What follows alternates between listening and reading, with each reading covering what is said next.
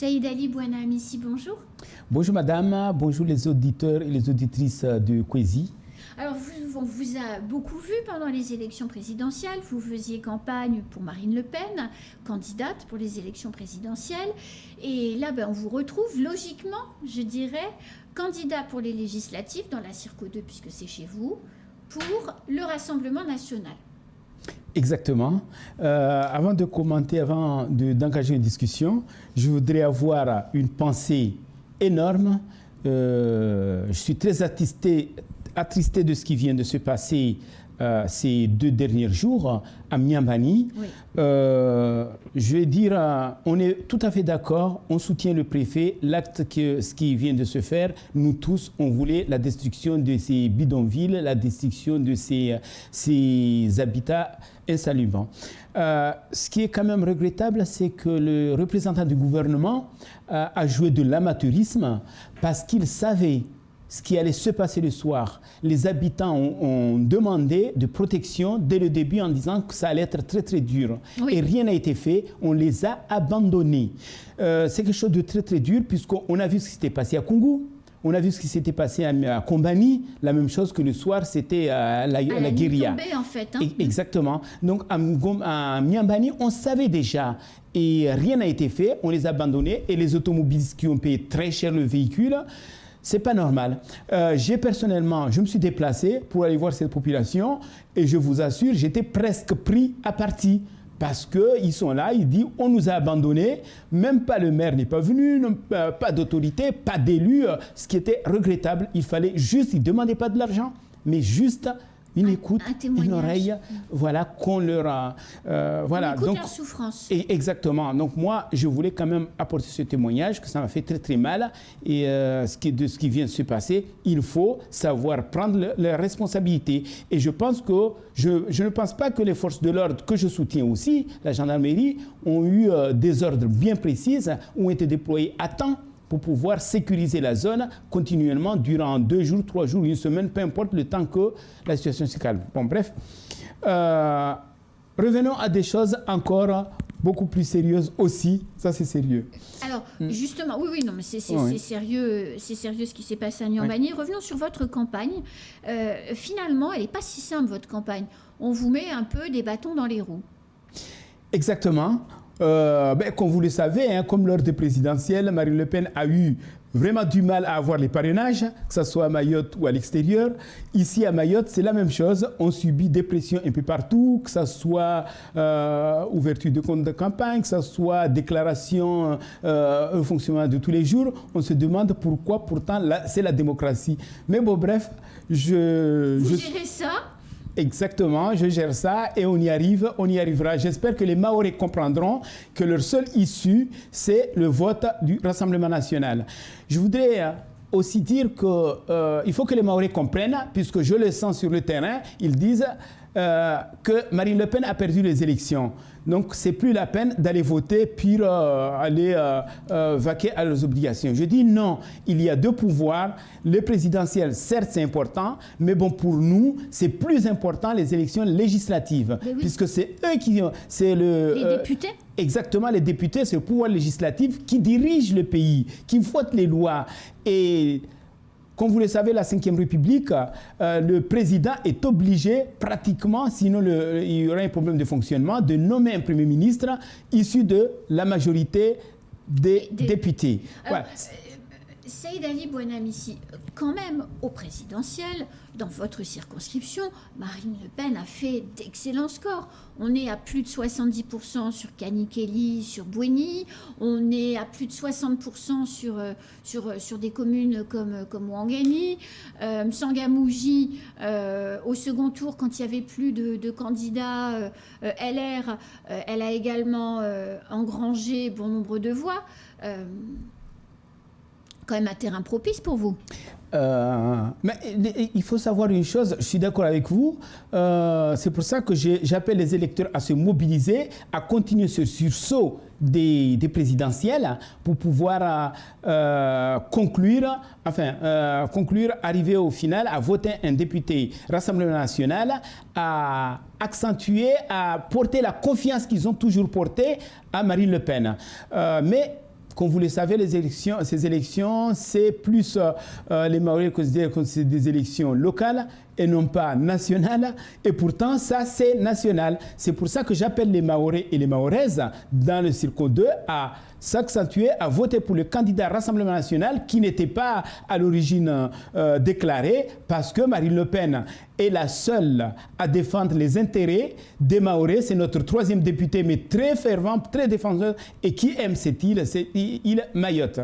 Mais alors, si vous êtes élu, globalement, vous allez faire quoi pour défendre nos intérêts? Je pense notamment à l'immigration clandestine et l'insécurité, puisque c'est des thèmes qu'on a abordés en début d'entretien. Comment vous allez faire? Mais comme vous le savez, madame, moi, quand je serai élu député, je suis élu, je ne suis pas comme les autres députés. Par exemple, ceux qui sont, je sais où j'y vais, notre programme est déjà établi. Les autres députés, ils sont là, la grande majorité. S'ils passent là, vous leur posez la question où ils y seront. Quand ils seront là-bas, ils vont dire « Ah, je vais rejoindre la majorité ». Quelle majorité? Ils ne savent même pas, ces candidats-là, quelle majorité ils vont aller. Même le président de la République n'est pas sûr aujourd'hui qu'il va avoir la majorité. Les LR ne sont pas sûrs, la France Insoumise, aucun parti. Moi, en tant que je suis candidat, je sais là où j'y vais parce que Marine Le Pen est là, je vais le rejoindre et j'espère qu'il va avoir la grande majorité. Dès qu'on sera élu, comme vous le savez, si on espère avoir la majorité, on va continuer évidemment dans la lignée, le programme de la présidentielle qui était en particulier résoudre le problème de l'immigration, le droit de sol, suppression, tous ces... Comment vous ferez sur le droit du sol dans l'opposition? C'est ça qui est important. Comment vous ferez? Mais pourquoi, madame, vous dites dans l'opposition? Pourquoi je serai dans l'opposition? Parce que les sondages ne donnent pas Marine Le Pen gagnante. Ah, c'est vous qui le dites. Mais maintenant, oui, exactement, les sondages disent ça. Moi, je fais juste que lire. Oui, vous ne faites que lire. Mais au jour d'aujourd'hui, que ce soit tous les partis, Marine Le Pen a engrosé presque plus de 24-25% depuis 2017, 2010 aux européennes, tout ça au niveau national. Donc, on ne voit pas quel parti aujourd'hui qui englobe autant de pourcentage. Les LR, les LRM, la majorité présidentielle, c'est du Macédoine. Tous les autres partis, ils nous arrivent même pas à moitié. Les LR décapités, n'en parlons plus. Donc aujourd'hui, quand vous voyez c'est au niveau du Rassemblement national qu'on est vraiment en tête et qu'on appelle un sursaut républicain, un sursaut pour qu'on n'ait pas, que les Français et les Françaises ne donnent pas la majorité, les pleins pouvoirs à Macron pour qu'il puisse encore délapider notre pays. Alors, dans les candidats que vous affrontez, il y a quand même un candidat de poids, c'est Mansour Kamardine, le député sortant. Comment vous y prenez pour tenter de le battre? Le but du jeu, c'est de gagner. Oui, le but du jeu, c'est aussi parce qu'on bat ses adversaires. Oui, exactement. Moi, je n'aime pas parler de mes adversaires. J'aime parler de mon programme. Mais quand vous venez dessus, moi, je vais vous dire clairement, Mansour Kamardine, et c'est vrai, c'est le député sortant, mais quand vous voyez son bilan est catastrophique, catastrophique pourquoi? Parce qu'on n'a pas eu... Est-ce qu'on a eu une résolution des problèmes, notamment sur l'immigration, notamment sur la violence constante, on vient d'en parler à Mayotte. Ça, c'est le problème des Mahorais aujourd'hui, résoudre le problème de la violence. Et il était là. Ça fait 2 mandats, 3 mandats, depuis que je suis né, qu'il est là au pouvoir, oui, aux manettes, depuis les années 80, qu'il est au pouvoir, jusqu'à aujourd'hui. Et qu'est-ce qui a été avancé à Mayotte? À l'heure actuelle, plus on regrette. Je vais vous dire une chose. Moi, je lui avais dit, depuis les années 70, on allait au collège de Dzaoudi. On se levait à 3 heures du matin. Et aujourd'hui, en 2022, on se lève toujours à 3 heures du matin pour aller travailler à Mamoudzou. En 40 ans, c'est toute la même chose et c'est lui, il le voit, mais il n'a pas pris les choses en main. Mais je vais vous dire par là, il était au pouvoir et tous ses amis qui sont au pouvoir, vous parlez de Darmanin, vous parlez de Bruno Le Maire, vous parlez de Édouard Philippe, vous parlez de Cartex, vous parlez tout ça. En fait, le gouvernement de Macron, c'est un gouvernement de LR. Ne me dis pas que Mansour Kamardine n'avait pas leur numéro personnel pour les appeler à ce qu'ils prennent conscience du problème de Mayotte. Alors moi, élu, J'ai le numéro de Marine Le Pen là. Si on a la chance d'arriver au pouvoir, je l'appelle directement. Je vais toquer à l'Élysée. Voilà madame, à Mayotte il y a un problème. Vous avez pris l'engagement. On va résoudre le problème de l'immigration.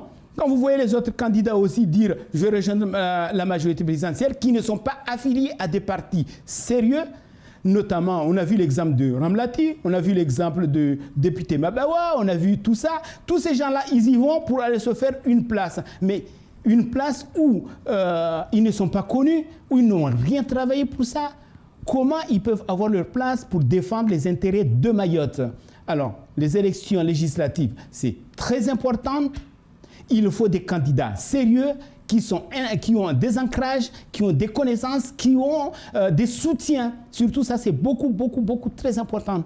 C'est pour ça que j'appelle les électeurs à avoir à réfléchir et à réitérer ce qui s'est passé aux élections présidentielle pour donner confiance, pour que Marine Le Pen, comme eux ils adorent, comme Marine Le Pen adore les Mahorais et les Mahoraises, ils peuvent faire quelque chose pour que enfin on ait la sécurité à Mayotte. Alors c'est la dernière ligne droite de la campagne, encore une semaine et 2 jours de campagne.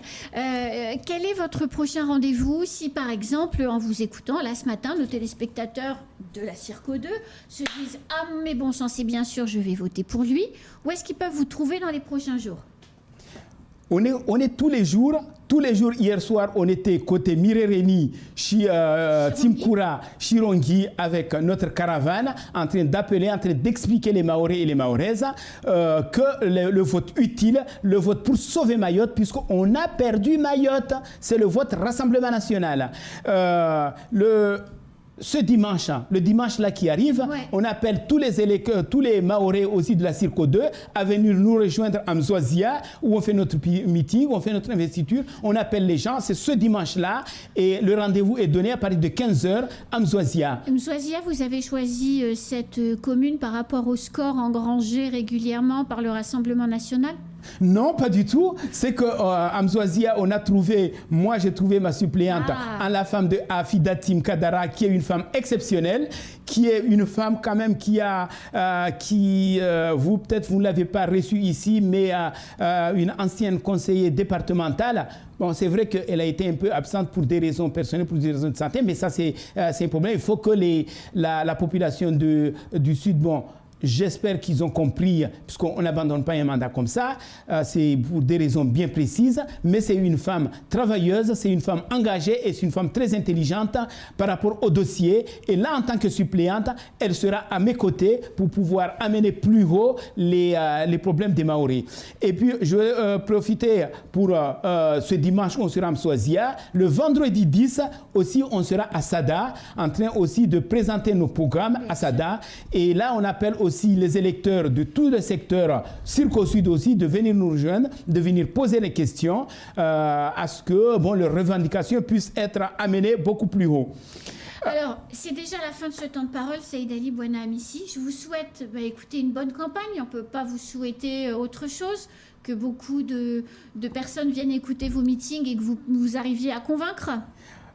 Effectivement, moi aussi, je vous remercie. Je remercie aussi aux électeurs, mais je voudrais aussi juste terminer là-dessus en disant qu'avec Marine Le Pen, Mayotte aujourd'hui, où on se lève à 3 h du matin pour aller au travail, on ne pourra jamais travailler jusqu'à 65 ans. Déjà, c'est trop. Et par rapport au projet de Marine Le Pen, la retraite, c'est à 60 ans où on va prendre en compte tous ces genres de choses. On n'arrivera pas à développer Mayotte. Quand j'entends il y a des projets, les projets n'avanceront pas à Mayotte tant que le problème de la sécurité ne sera pas résolu.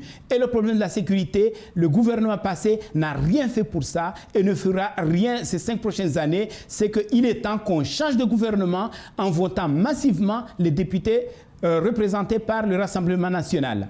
Merci. À bientôt. Merci, madame.